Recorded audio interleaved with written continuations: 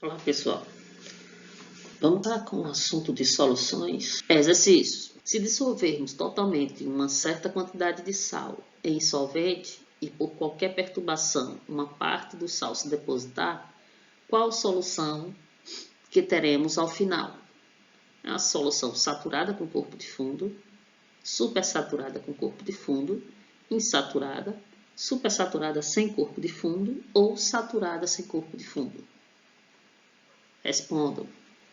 Se você respondeu que a resposta foi a letra A, você está certo.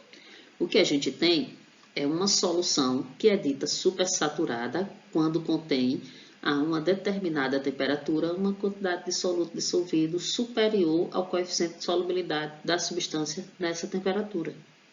A solução supersaturada é instável e a mínima perturbação do sistema faz com que ela se torne uma solução saturada com a presença do precipitado. Quando ele diz aqui que por qualquer perturbação uma parte do sal se depositar, ele está exatamente falando da perturbação que a gente faz, que aí eu tinha uma solução então supersaturada, e aí agora com a perturbação eu passo a ter a solução saturada com corpo de fundo. Mais um exercício proposto.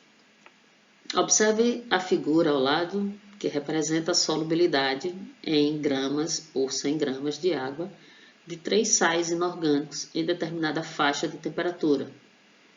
Identifique a afirmativa correta.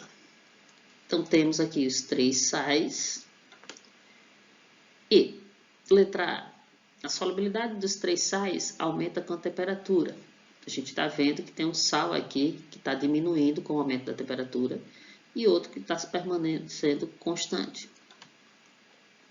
O aumento de temperatura favorece a solubilidade do sulfato de lítio. A gente está vendo que o sulfato de lítio está justamente diminuindo a solubilidade com o aumento da temperatura. A solubilidade do iodeto de potássio é maior que as solubilidades dos demais sais na faixa de temperatura dada. Então, aqui a gente vê que a solubilidade do iodeto de potássio é maior que as solubilidades dos demais sais na faixa de temperatura dada. Então, essa é verdadeira.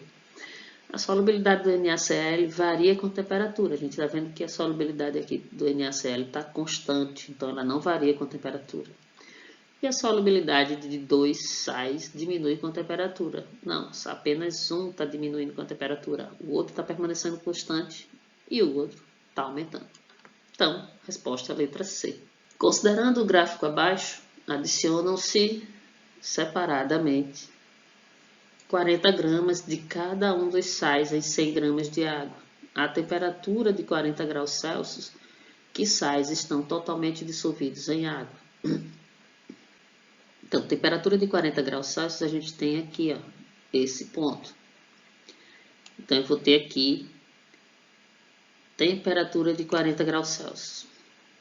Ele está colocando 40 gramas de soluto em cada 100 gramas de água. Então, aqui eu tenho solubilidade em gramas de soluto por 100 gramas de água. Se eu estou colocando 40 gramas, então eu estou colocando isso aqui. Então, acima desse ponto, esse ponto aqui,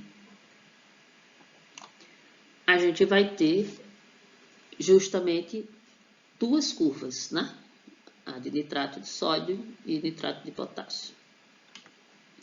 Essas duas curvas representam justamente os sais que estão totalmente dissolvidos em água, porque ó, esse ponto aqui, em relação a essa curva, está bem abaixo. Se ele está bem abaixo, significa que eu ainda tenho uma solução insaturada, que eu ainda posso adicionar mais sais.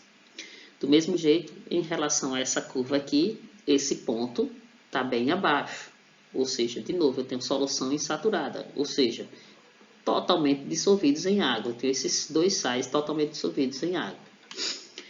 Aqui, em relação a essas três curvas aqui, esse ponto está muito acima da curva.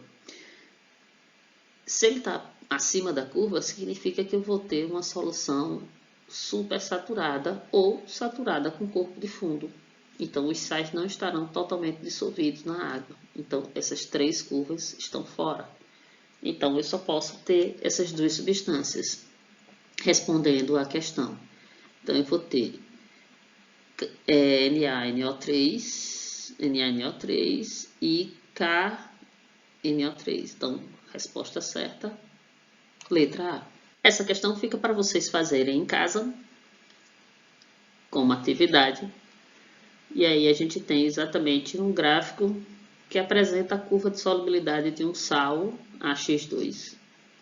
Quando uma solução aquosa saturada de AX2 a 70 graus Celsius, contendo 50 gramas de água, é resfriada para 10 graus Celsius, quais são, em gramas, a massa de sal cristalizada e a massa que permanece em solução?